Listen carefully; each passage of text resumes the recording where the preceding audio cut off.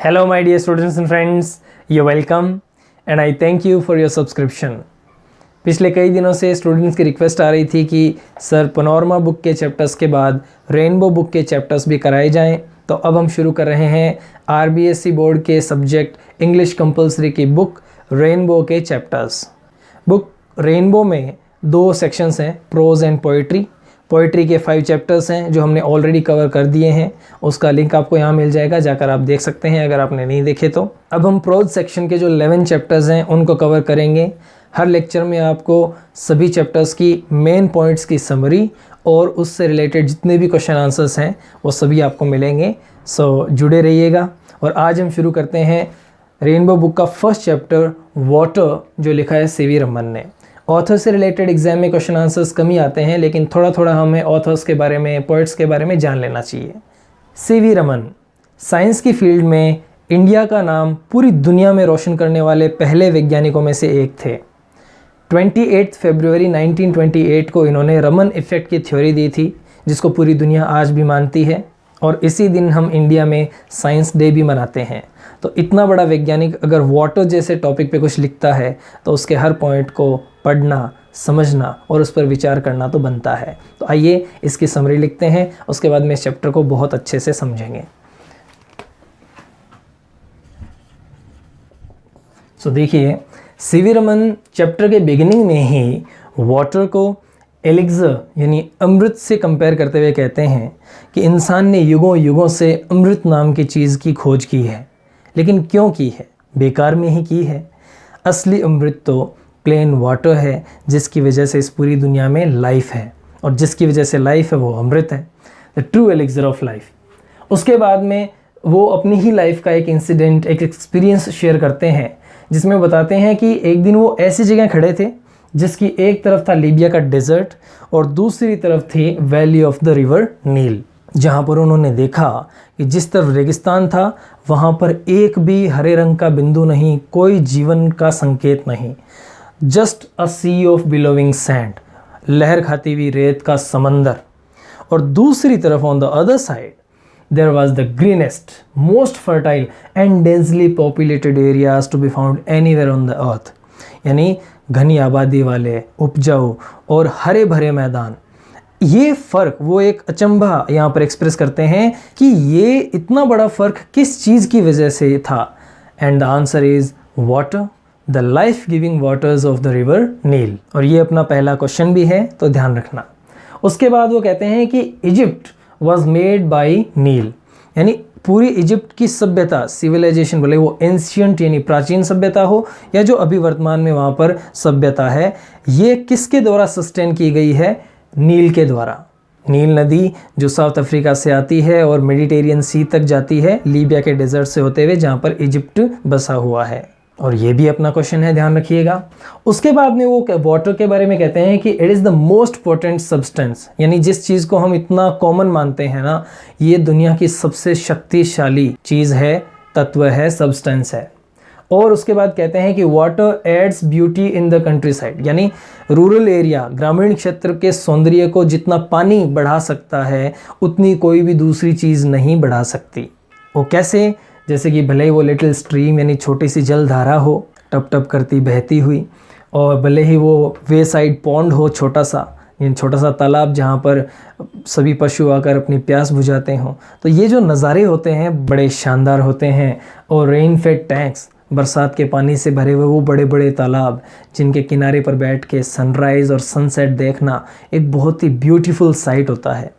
तो पानी सौंदर्य भी इस दुनिया में बढ़ाता है। इस दुनिया में जितना भी आपको सौंदर्य दिखाई देता है वो पूरा पानी की वजह से है। उसके बाद वो कहते हैं कि रेन फेड टैंक्स की पर्टिकुलर बात करते हैं कि ये जो रेन फेड टैंक्स है, बरसात के पानी से भरे तालाब, ये साउथ इंडियन एग्रीकल्चर में एक बहुत ही वाइटल रोल प्ले करते हैं, महत्वपूर्ण भूमिका निभाते हैं। कैसे? Much of rice is grown in them, ये क्वेश्चन भी है, अपना ध्यान दीजिएगा। पॉइंट्स में आपको मोस्टली वही चीज़ें मिलेंगी जो आपके क्वेश्चन आंसर्स में काम आए, और इसके अलावा भी कोई ऐसा पॉइंट जो एग्जाम में पूछा जा सकता है। तो एक एक पॉइंट को आप अच्छे से समझ लीजिए, पूरा चैप्टर प्रिपेयर हो गया समझिए।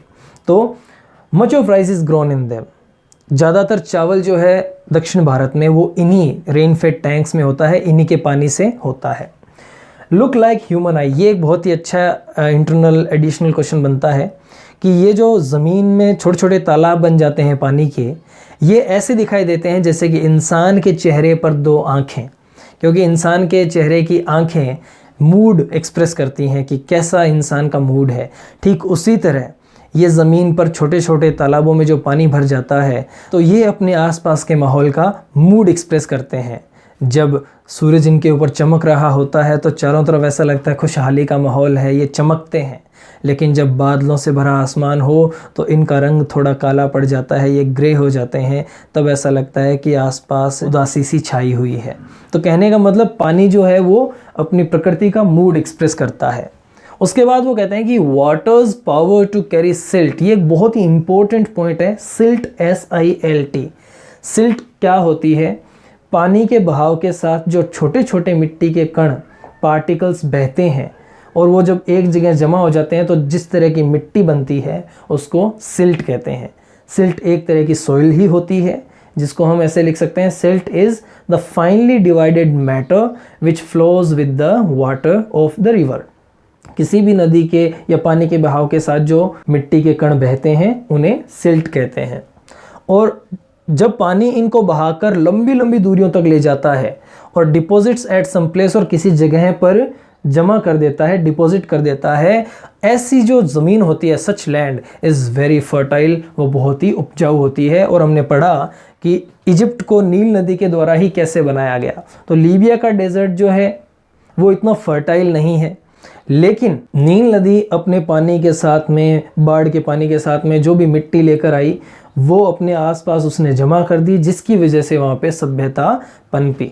तो यही वो कहना चाहते हैं कि पानी की वजह से अनुपजाऊ मिट्टी भी, बैरन लैंड भी फर्टाइल हो जाती है। उसके बाद सीवी रमन इस चैप्टर में सॉइल इरोशन की प्रॉब्लम की बात करते हैं, मिट्टी के कटाव की समस्या की बात।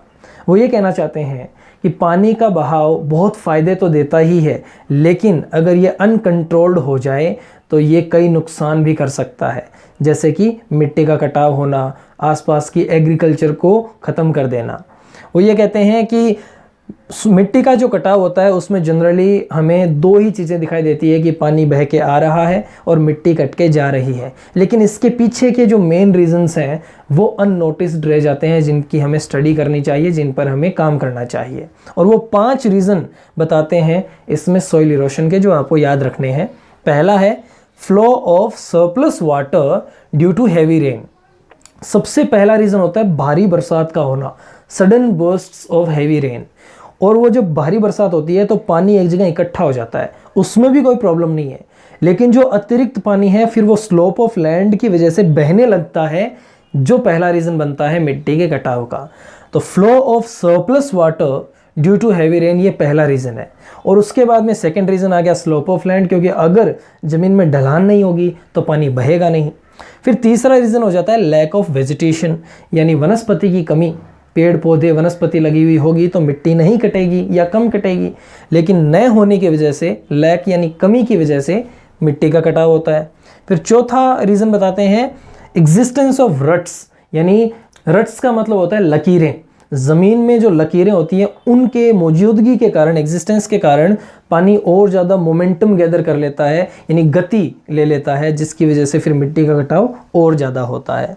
और पांचवा है no checks to the flow of water.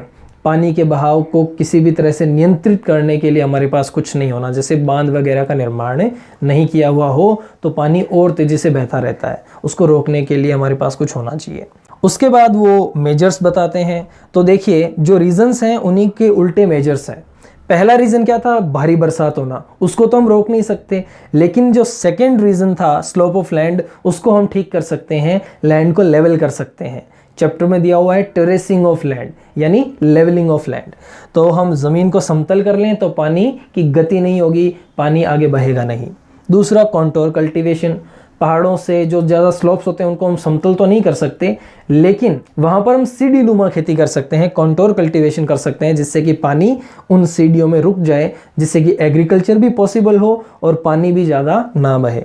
Third जो मेजर है वो है प्लांटेशन। लैक ऑफ वेजिटेशन कारण था तो प्लांटेशन इसका निवारण है, यानी ज़्यादा से ज़्यादा वनस्पति पेड़ों को लगाना। और लास्ट जो था no checks to the flow of water, यानी बांध वगैरह का निर्माण न होना, तो उपाय भी ये हो जाएगा कि कंस्ट्रक्शन ऑफ बर्न्स, यानी बांधों का निर्माण। बर्न्स की जगह डैम्स भी आप लिख सकते हो। उसके बाद में सीवी रमन कहते हैं water is the basis of life. ये लॉन्ग आंसर 7 मार्क्स का क्वेश्चन है, ध्यान दीजिएगा, जिसमें वो बताते हैं कि जल जीवन का आधार है, भले वो एनिमल्स हों, प्लांट्स हों या ह्यूमंस हों, सभी के जीवन का आधार है। और एक मेन पॉइंट कि no physiological activity is possible without water, यानी दुनिया में ऐसी कोई जैविक क्रिया गतिविधि नहीं है जिसमें पानी की ज़रूरत ना पड़े।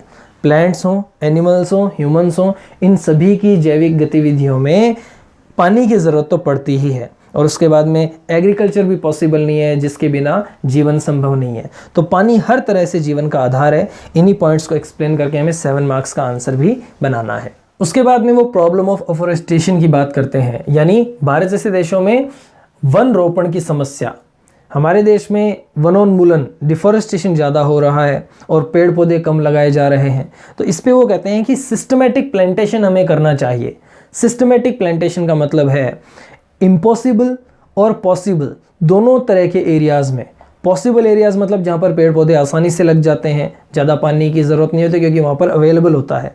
और इम्पॉसिबल एरियाज़ जैसे अपने डेजर्ट हैं, जैसे कि पठारी बाग है, वहाँ पर पेड़ पौधे कम होते हैं, तो उन इम्पॉसिबल एरियाज़ में भी हमें सूटेबल ट्रीज़ लगाने चाहिए।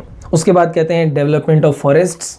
इस चैप्टर में उन्होंने 2 तरह के फॉरेस्ट्स का जिक्र किया है, टेम्ड एंड अनटेम्ड।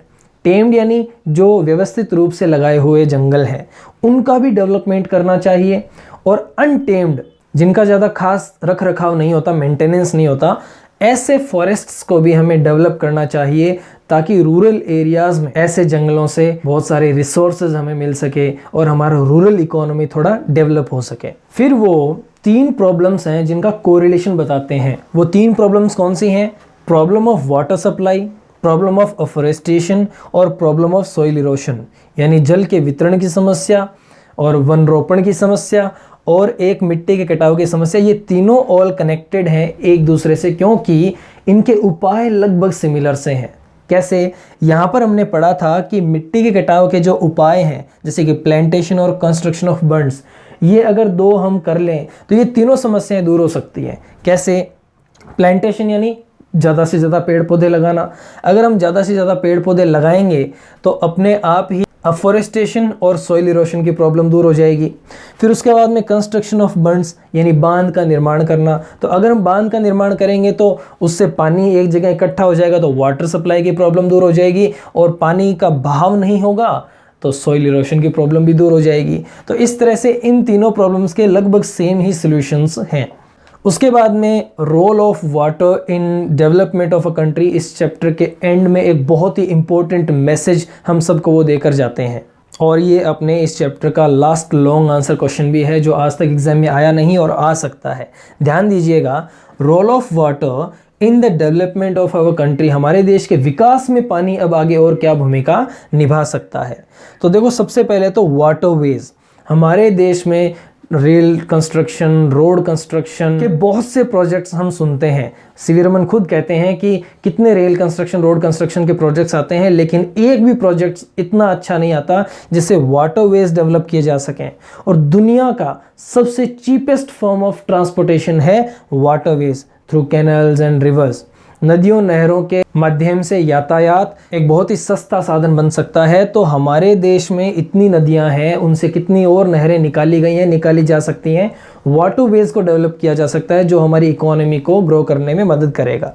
उसके बाद में हाइड्रो इलेक्ट्रिक पावर, पानी से बिजली बन ही रही है लेकिन और भी ज़्यादा बनाई जा सकती है, जिससे कि रूरल इकोनॉमी को डेवलप किया जा सकता है। अगर रूरल एरियाज़ में इलेक्ट्रिसिटी 24 आवर्स पहुंच जाए तो वहां पर कई उद्योग खुल सकते हैं, कई स्मॉल स्केल इंडस्ट्रीज़ डेवलप हो सकती हैं। इस तरह से हाइड्रो इलेक्ट्रिक पावर भी हम पानी से बना के और देश का विकास कर सकते हैं। उसके बाद में एग्रीकल्चर की बात करें तो अगर पानी को हम अच्छे से कलेक्ट करें और उसकी अच्छे से सप्लाई करें तो एग्रीकल्चर हमारे देश में बहुत अच्छे से और ग्रो कर सकती है।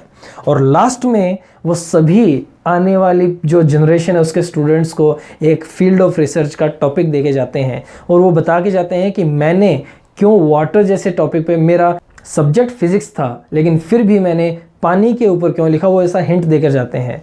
वो कहते हैं कि water is the most uncommon and most amazing thing on this earth. दुनिया, ये जिसको आप बहुत ही कॉमन मानते हो ना, ये एक बहुत ही अनकॉमन, एक बहुत ही अनयूजुअल सब्सटेंस है और बहुत ही अमेजिंग भी है, आश्चर्यजनक है। और इसकी इन्वेस्टिगेशन करना, इसकी नेचर की और इसके प्रॉपर्टीज़ की, यानी पानी की क्या प्रकृति है, इसके अंदर ऐसी क्या प्रॉपर्टीज़ हैं जो इस दुनिया में इतना कुछ इसी की वजह से है, ये एक ऐसी फील्ड ऑफ रिसर्च है जो बिल्कुल भी एग्जॉस्टिंग नहीं है। यानी अगर आप इस पर रिसर्च करेंगे तो आप कभी भी थकेंगे नहीं, आप कभी भी बोर नहीं होंगे और आपके सामने नए नए रेवलेशंस आते जाएंगे, रहस्योद्घाटन होते जाएंगे। तो ये था अपना चैप्टर वाटर, जिसमें सीवी रमन यही कहते हैं कि पानी वैसे तो जल जीवन का आधार है ही, लेकिन इसके अलावा भी देश के विकास में, रूरल इकोनॉमी को ग्रो करने में, हमारे देश के एग्रीकल्चर को ग्रो करने में कई तरह से ये काम आ सकता है अगर हम इसका अच्छे से यूटिलाइजेशन, कलेक्शन एंड यूटिलाइजेशन कर लें। अब चलते हैं क्वेश्चन आंसर्स की ओर, and here they are.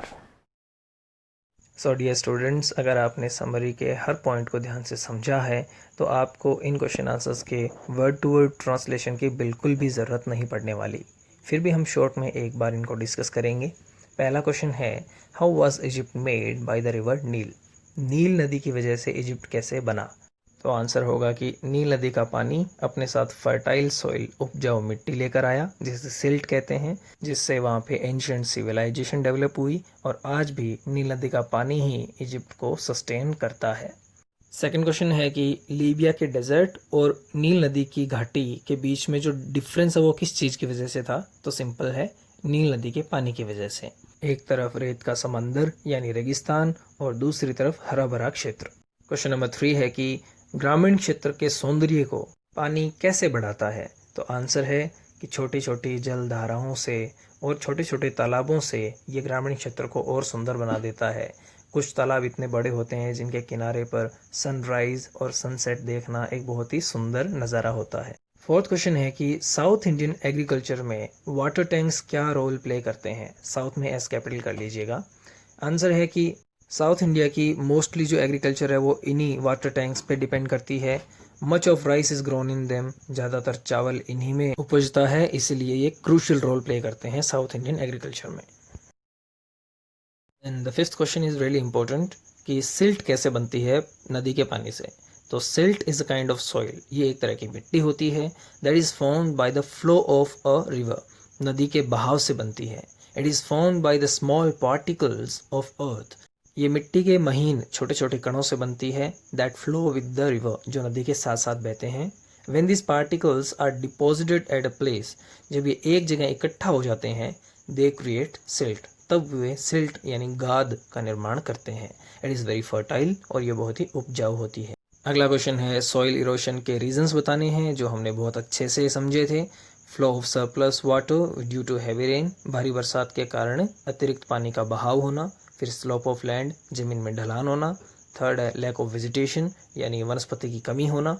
Fourth है एग्जिस्टेंस ऑफ रट्स यानी ज़मीन में लकीरों की मौजूदगी होना। और फिफ्थ है no checks to the flow of water यानी पानी के बहाव के लिए कोई नियंत्रण न होना। जस्ट अगले क्वेश्चन में मेजर्स यानी उपाय पूछे हैं, तो इसके 4 उपाय हैं। पहला लेवलिंग ऑफ लैंड, इसको टेरेसिंग ऑफ लैंड भी लिख सकते हैं, यानी ज़मीन को समतल करना। दूसरा है प्रैक्टिस ऑफ कॉन्टोर कल्टीवेशन यानी सीढ़ीनुमा खेती का अभ्यास करना। तीसरा है प्लांटेशन ऑफ वेजिटेशन, वनस्पति को लगाना। और फोर्थ है कंस्ट्रक्शन ऑफ बर्न्स और डैम्स, बांध का निर्माण करना। फिर लॉन्ग आंसर्स में 4 क्वेश्चंस दिए हुए हैं, जिनमें जो फर्स्ट 3 क्वेश्चंस है ना, फर्स्ट, सेकंड और थर्ड, इनका लगभग सिमिलर सा ही आंसर होगा, इसलिए हमने इन तीनों को मर्ज कर दिया है। सो आंसर के हर पैराग्राफ को ध्यान से प्रिपेयर कीजिएगा। पहला क्वेश्चन है कि why does the writer compare water with elixir, यानी अमृत से पानी की तुलना कैसे हुई है। उसका आंसर हमने पहले पैराग्राफ में दिया है, आगे उसका एक्सप्लेनेशन ही है। सेकंड क्वेश्चन है why is water conservation is necessary for our country. तो वाटर कंजर्वेशन इसीलिए नेसेसरी है क्योंकि वाटर एक एलिक्सर है, अमृत है, इसको बचाना चाहिए और हर जगह काम आता है। इसका आंसर हमने लास्ट पैराग्राफ में ऐड किया है। थर्ड क्वेश्चन है water is the basis of life. इस स्टेटमेंट को हमें इलेबोरेट करना है, एक्सप्लेन करना है with reference to humans, animals and plants. इस पॉइंट को हमने सेकंड पैराग्राफ में एक्सप्लेन किया है। सो ओवरऑल देखें तो ये सारे पॉइंट्स एक दूसरे से इंटर रिलेटेड हैं। ह्यूमंस, एनिमल्स और प्लांट्स की लाइफ का बेसिस वाटर है, इसीलिए इसका कंजर्वेशन ज़रूरी है। और क्योंकि इसी की वजह से पूरी लाइफ है इस प्लानट पे, इसीलिए ये एक एलिजर है, ये एक अमृत की तरह है। फिर fourth long answer type question है कि पानी का हम क्या यूज़ कर सकते हैं हमारे मॉडर्न एज में हमारे कंट्री के डेवलपमेंट के लिए। तो ये एक अच्छा क्वेश्चन बनता है, इसको हमने अलग किया है। सो हमने मेजरली 3 यूजेस बताए हैं वाटर के, जो हमारे देश के डेवलपमेंट में काम आ सकते हैं। पहला है इंटरनल वाटरवेज को डेवलप करना, यानी किसी भी देश में अगर सबसे सस्ते यातायात के साधन की बात करें तो वो होता है जल मार्ग। और सीवी रमन कहते हैं कि हमारे देश में कितने रेल कंस्ट्रक्शन और रोड कंस्ट्रक्शन के प्रोग्राम्स आते हैं, लेकिन इंटरनल वाटरवेज डेवलप करने का कोई प्रोग्राम नहीं आता, तो हम इस दिशा में काम कर सकते हैं। सेकंड, वो बताते हैं कि हार्नेसिंग ऑफ अ रिवर्स, यानी हम अगर नदियों के पानी को नियंत्रित कर लें तो इससे production of hydro electric power में मदद मिलेगी, यानी बिजली के उत्पादन में मदद मिलेगी। और इलेक्ट्रिसिटी हमारे देश के रूरल और अर्बन डेवलपमेंट में एक बहुत ही बड़ी भूमिका निभा सकती है। इससे हमारी इकोनॉमी भी स्ट्रेंथन होगी, मजबूत होगी। फिर थर्ड यूज़ बताया है कि अगर हम वाटर का कंजर्वेशन कर लें तो इससे कई प्रॉब्लम्स दूर हो जाएंगी जो इरेगुलरिटी ऑफ रेन की वजह से होती हैं, यानी बरसात की अनियमितता के कारण जो समस्याएं होती हैं वो सारी दूर हो जाएंगी। हमारे एग्रीकल्चर डेवलप हो जाएगा, जहाँ पर पानी की कमी है हम वहाँ पर पहुँचा पाएंगे। सो इस तरह से वाटर कंजर्वेशन करके हम कई तरह के पर्पसेस को पूरा कर सकते हैं। और वाटर का कंजर्वेशन और उसका प्रॉपर यूटिलाइजेशन हमारे देश के डेवलपमेंट में भी बहुत मदद कर सकता है। So that was the chapter and its question answers. See you in the next one. Till then, take care. Bye bye.